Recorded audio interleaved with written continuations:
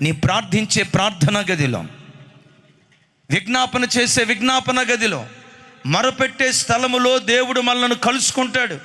అందుకని కీర్తనలో ఒక చోట రాసి ఉంటుంది కదా, నిజముగా మొరపెట్టు వారికి ఆయన సమీపాన ఉండే దేవుడు. ఎక్కడుండే దేవుడు అట?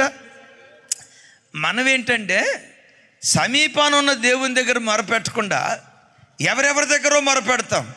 నీ దేవుడు ఎవరో తెలుసా?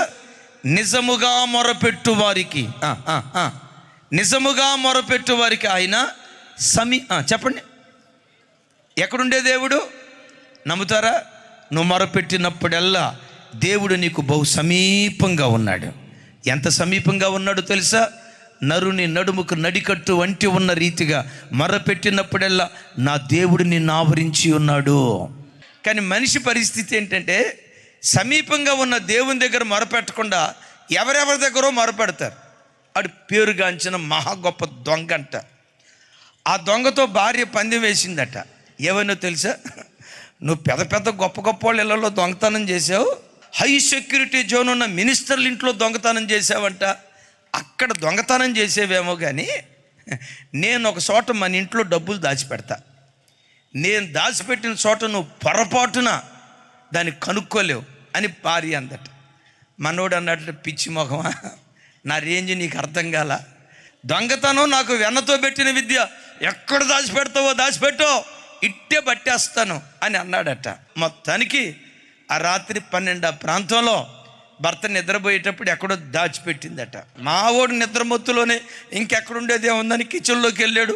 పోపుల డబ్బా వెతికాడు, దొరకలా. బియ్యపు డబ్బా వెతికాడు, దొరకలా. ఎక్కడెక్కడ రూములు ఉన్నాయో మొత్తం వెతికాడు, దొరకలా. 4:45 అయింది. భార్య దగ్గరికి వచ్చి, నా పరువు దీకే, ఎక్కడ దాచిపెట్టావో చెప్పేవంటే, సైలెన్స్ ప్లీజ్, అయి తర్వాత చెప్తాను అందంట. అరే ఒకసారి చెప్పేవంటే, అమ్మమ్మమ్మమ్మ పందెంలో ఓడిపోతాం, సంసోన్ అట్లాగే చెప్పి ఓడిపోయాడుగా. ఎక్కడ దాచిపెట్టావో చెప్పేవంటే భార్య అందట, ఎక్కడో దాచిపెట్టలేదండి, నువ్వు పండుకున్న తలదిండి కింద పెట్టానండి అందంట. మనోడు ఊరంతా వెతికాడు కానీ ఎక్కడ ఎతకలా. మనం కూడా హాస్పిటల్ దగ్గర ఎతుకుతాం, బంధువుల దగ్గర ఎతుకుతాం, చుట్టాల దగ్గర ఎతుకుతాం, స్నేహితుల దగ్గర ఎతుకుతాం, కానీ సమీపంగా ఉండే దేవుని దగ్గర మనం వెతకలేకపోతూ ఉంటాం. ఎవరిని దేవుడు? ఆకాశ మహాకాశాల్లో ఉండేవాడు మాత్రమే కాదు, నువ్వు నిజంగా మొరపెడితే సమీపాన ఉండే దేవుడిని ఆరాధించే యేసుక్రీస్తు.